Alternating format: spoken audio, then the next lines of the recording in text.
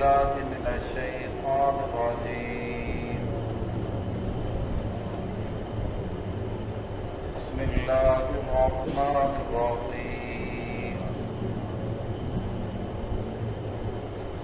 يا أيها الذين آمنوا لا تقربوا الصلاة فأنتم سكارى حتى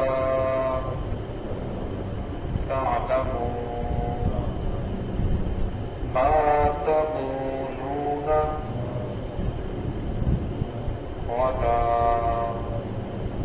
جنبا إلا عابري سبيل حتى تغتسلوا وإن كنتم مرضى أو على سفر أو جاء أحد منكم من الغائط أو لامستم النساء فلم تجدوا ماء فتيمموا صعيدا طيبا فامسحوا بوجوهكم وأيديكم إن الله كان عفوا غفورا. بسم الله الرحمن الرحيم. يا أيها الذين آمنوا لا تقربوا الصلاة وأنتم سكارى حتى تعلموا ما تقولون ولا جنبا إلا عابري سبيل حتى تغتسلوا وإن كنتم مرضى أو على سفر أو جاء أحد منكم من الغائط أو لامستم النساء فلم تجدوا ماء فتيمموا صعيدا طيبا فامسحوا بوجوهكم وأيديكم إن الله كان عفوا غفورا.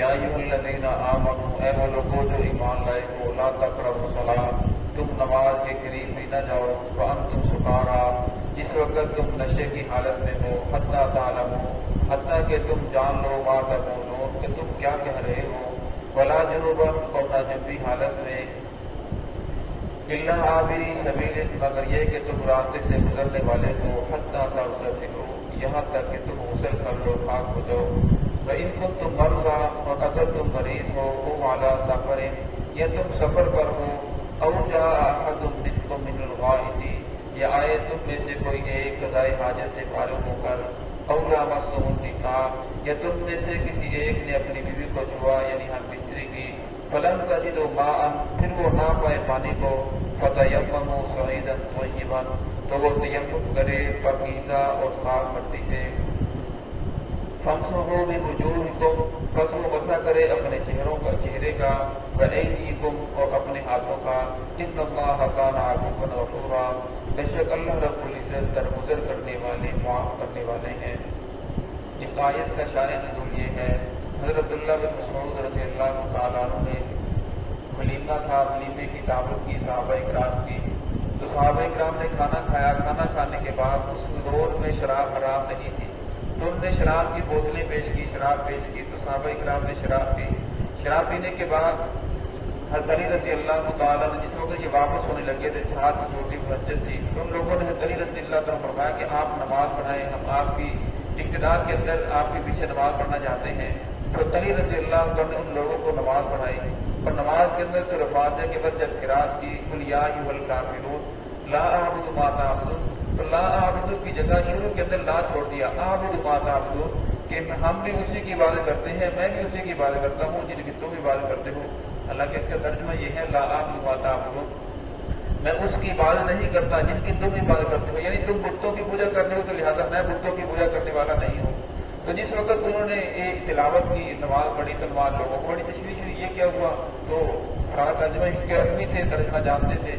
तो फिर उस वक्त कुरान पाक की ये आयत नाज़िल हुई कि जिस वक्त तुम नशे की हालत के अंदर हो, तो तुम उस वक्त नमाज के करीब ही न जाओ, यानी नमाज ना पढ़ो, हत्ता ताअलमू मा तक़ूलून, फरमाया यहाँ तक कि तुम्हें मालूम हो कि तुम क्या कह क्या रहे हो।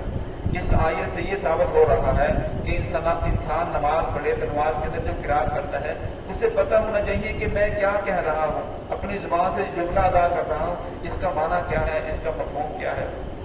फरमाया जिस वक्त इंसान को उसका पता नहीं है, तो इस आयत से तो ये साबित हो रहा है कि उसकी नमाज ही नहीं हो रही, और मैं नमाज के करीब भी ना जाऊँ। इसलिए इंसान को कोशिश ये करनी चाहिए कि नमाज का तर्जुमा भी याद करें। आप पढ़ना, हम में से बहुत से ऐसे नमाजी होंगे जिन्हें 50 साल 60 साल हो गए, लेकिन नमाज का तर्जुमा नहीं आता। क्यों? इसलिए कि हमने कोशिश नहीं की, वरना कोई तर्जुमा मुश्किल नहीं है। इंसान कोशिश करे एक हफ्ते के अंदर जो हम सूरतें पढ़ते हैं छोटी छोटी, ये नमाज के अंदर अक्सर पढ़ी जाती हैं, तो फरमाया उनका इंसान तर्जुमा याद कर सकता है। अगर इंसान सूरह फातिहा का तर्जुमा याद करे तो सूरह फातिहा अल्हम्दुलिल्लाहि रब्बिल आलमीन, ये बहुत अच्छी और जामे दुआ है, इससे बड़ी कोई जामे दुआ नहीं है। हमें इंसान को कोशिश करनी चाहिए कि वो जो कह रहा हो, जिस तरह कुरान पाक अगर अल्लाह ने इरशाद फरमाया हत्ता ताअलमू, हत्ता कि तुम जान लो, मा तक़ूलून, तो तुम कह क्या रहे हो। हदीस पाक आता है फरमाया कि जब नमाजी नमाज पढ़ रहा हो तो नमाजी के आगे से न गुजरो। क्यों? फरमाया इसलिए कि वो अल्लाह के साथ बातें कर रहा है, तो अल्लाह और उसकी गुफ्तगू के दरमियान हायल हो जाते हो, इसलिए फरमाया उसके आगे से न गुजरो। वसल्लम की हदीस है, फरमाया सहाबी फरमाते हैं कि वसल्लम ने फरमाया कि अगर तुम्हें 40 साल भी खड़ा होना पड़े तो खड़े रहो, लेकिन नमाज से आगे से न गुजरो।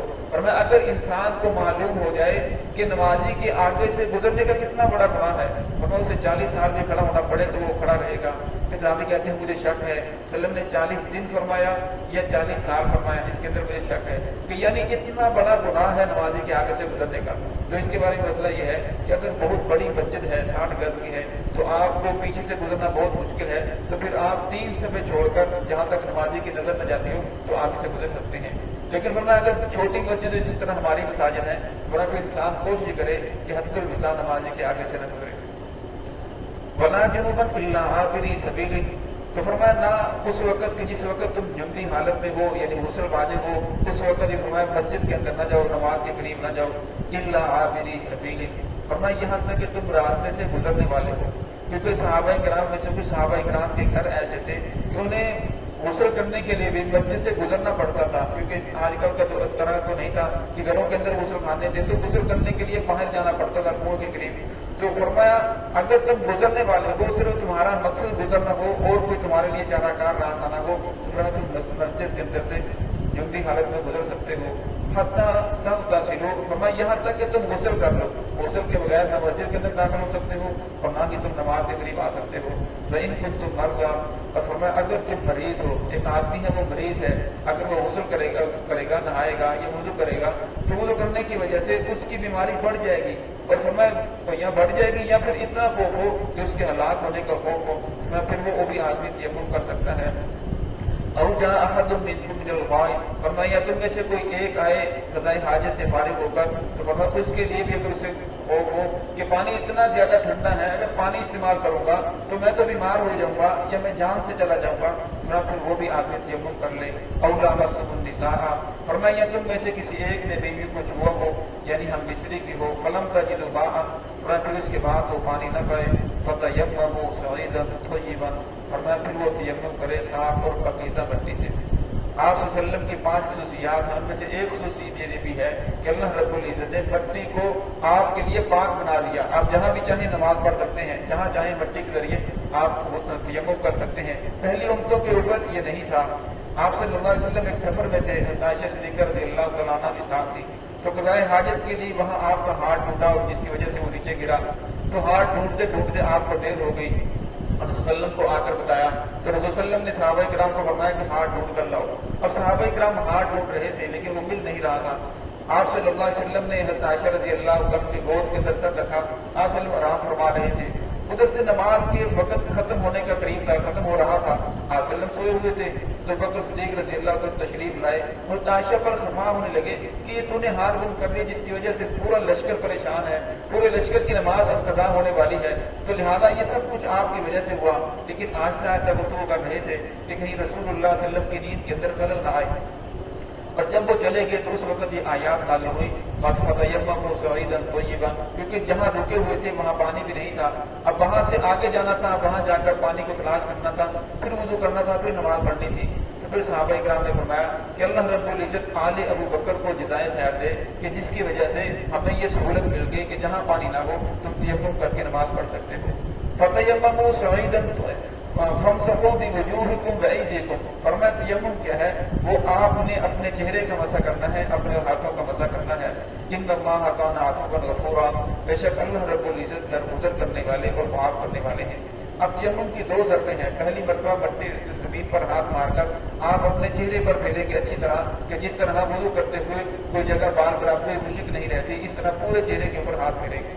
ہاں اگر ہاتھ مارتے وقت مٹی زیادہ لگی تو اسے جاڑ بھی سکتے ہیں، پھونک کے ذریعے بھی جاڑ سکتے ہیں.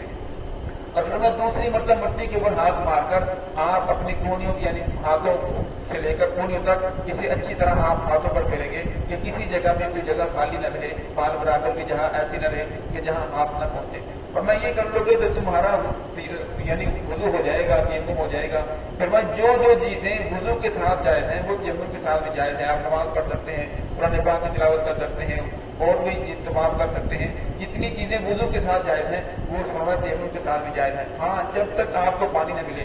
ہاں اگر آپ نے نماز پڑھ لی، نماز پڑھنے کے فوراً بعد آپ کو پانی مل جاتا ہے تو آپ کو یہ نماز دوبارہ نہیں پڑھنی پڑے گی، آپ کی نماز ہو گئی. لیکن اب آپ آئندہ کوئی بات کرنا چاہتے ہو تو بڑا پھر پہلے آپ وضو کرو، غسل کرو، بڑا پھر آپ کر سکتے ہو. اب فرمایا تیمم ہر اس چیز سے جائز ہے جو مٹی کی جنس میں سے ہو. جو مٹی کی جنس میں سے ہے اسے آپ تیمم کر سکتے ہیں. یعنی جس کو اس کے بارے میں لوگوں نے ضابطہ یہ بیان فرمایا کہ جس کو جلانے سے وہ جلے نہ، راکھ نہ ہو جائے، فرمایا اس کے ساتھ آپ تیمم کر سکتے ہو. ہاں کچھ چیزیں ایسی ہیں جو مٹی کی جنس میں سے نہیں ہیں لیکن فرمایا اس کے اوپر گرد و غبار پڑی ہوئی ہو، فرمایا پھر اس کے اوپر کے ہاتھ مار کر تیمم کیا جا سکتا ہے. تیمم کیا جا سکتا ہے. دعا ہے کہ اللہ رب العزت ہم سب کو صراط مستقیم پہ چلنے کی توفیق عطا فرمائے.